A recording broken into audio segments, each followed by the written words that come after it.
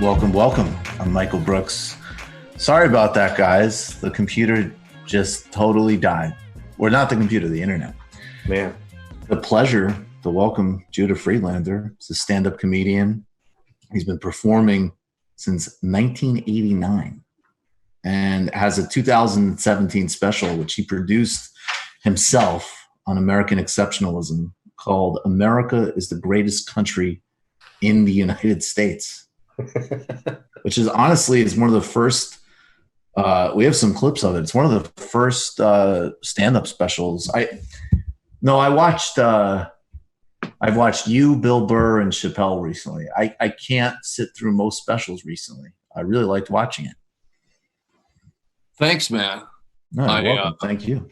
Yeah, I didn't even know if I was on or not, so I was like, "Well, you're here." Talking, so I figured I'd say something. Thanks. Yeah, well, comedy as a business over the years has gotten, much like the country, has gotten more and more corporate. Right. And it's so a lot of the comedy that gets put on major platforms isn't quality, and it's certainly either is avoiding a certain human rights political spectrum or is trying to fit into an acceptable version of that for the mainstream media in the same way that news is done on mainstream media, where, even on TV talk shows and stuff, you'll see a lot of, ripping on the president, but, once in a while they'll dip into real issues with both parties, but usually it's, obvious, criticisms of a terrible federal government that's in office right now, but not seeing the bigger picture. Right. Because I think so many people, they're raised to think, and if you look at Hollywood, most Hollywood movies are good guys and bad guys, and I think there's still so many people in the country who view the political world as good guys and bad guys, but as you and I, many of the people, I'm of the thing where it's usually there's a group of bad guys and another set of bad guys, instead of one being good and bad. And I think that's one way the Republicans and the Democrats, one of the ways they work together is, if there's two parties and it's always one party that's to blame, the people are never going to think there's actually another reason why things are messed up. They work together that way. We've been talking a lot about, and I think Matt first put it this way, but that at least when we're talking about Republicans and Democrats, which we don't necessarily talk, relatively speaking, for a politics show, we don't talk about that stuff a lot, but obviously we do a fair amount. But that one party is a party of bosses and the other party is a party of managers. Yeah.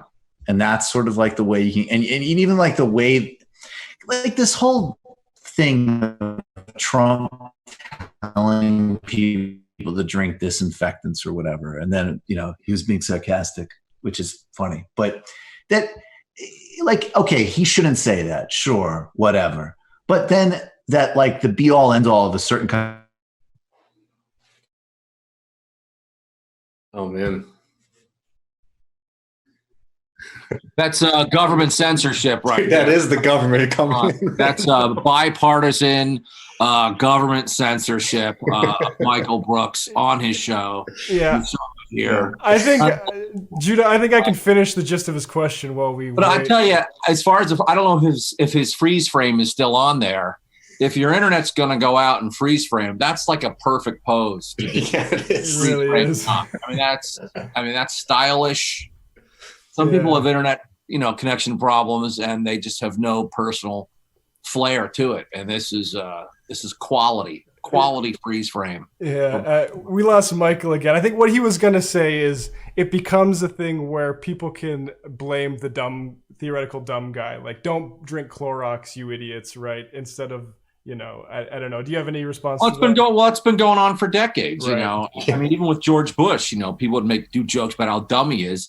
But that's dangerous because then you're missing, the evil and the horrendous and dangerous platforms that they're intentionally doing.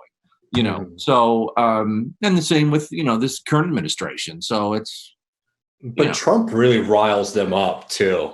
I mean, it's funny how specifically like the kind of people who were always the first person to raise their hand in class. Donald Trump succeeding and being the president of the United States like really riles them up. So they feel like they need to correct him constantly, and he just doesn't care. It's not going to move too much, especially I don't know. Like this disinfectant thing was a great example of that. I mean, it's just completely ludicrous, obviously, that the president of the United States right now is talking about people injecting disinfectant into them to defeat corona. Well, I mean, it's, his thought process is in the right direction. I mean, that's one of the way medicines work. You put something in a body that's going to kill the disease, but you can't have it kill the entire host. Yeah. So it's really, grade school, kindergarten level thinking. It's you're getting one small portion of the thought process, but not the full thing. But it's if you just criticize statements like that, which is important to do, but if you don't criticize the bigger picture of things and the bigger corruption of things, you're letting more problems happen. And the greed and power of capitalism is a big part of so many problems with what's going on. Oh yeah. And so if you're just critiquing the obvious dumb statements, then you're missing the bigger picture of why we're where we're at. I mean, the fact that I think the U.S. is 4% of the population, and we have over 20% of the the COVID deaths. That's our initial response was too late and not effective enough, and now so much of the government's already discussing about opening things up, and now we're too early. So it's like the government's doing things wrong everywhere. Well, to that, I was just reading some news from Hong Kong, and they've had 3 days in a row of no new cases, and now they're starting to talk about, okay, how should we maybe open things up? We're still getting thousands of deaths a day, and we're like, yeah, let's talk about opening it up. It's like, you got to control it first and get rid of it first. And to your point about the broader picture, we can talk about Trump's late response, but also Cuomo just said he wishes the media blew their trumpets a bit earlier on the coronavirus, as if it's their job to let him know that he should be prepared. And that's the thing. If you just act like Trump is a bad guy, you might think. Well, I mean, again, I'll say he's partially right there. It's like, right. It was interesting how you're watching, TV news and hardly anyone's even mentioning it. I remember February 26th, I texted a comedian friend of mine from Rome, who lives in Rome and does comedy in Rome, Luca Zezzi. And he, because that was when Italy went into lockdown, like half the country went into lockdown. And I texted him and I was like, hey, are you okay? And what's going on? And what do you think about what's going on? And immediately he said, yes, things have to be locked down. That's the only way to stop it at this point. And then the next week, I texted a filmmaker friend of mine who lives in Seoul, in South Korea, and she's from there. And she said the exact same thing. And then I was like, okay, these people have more information than we currently have and are further ahead on the timeline. And it's going to be happening here, and it probably already should be happening here. So, yeah, I mean, I don't know. I think there's a couple reasons. There's many reasons why we were late, including, the Republican Party getting rid of pandemic teams and just being anti-science in general. But I think there's also just America as a country.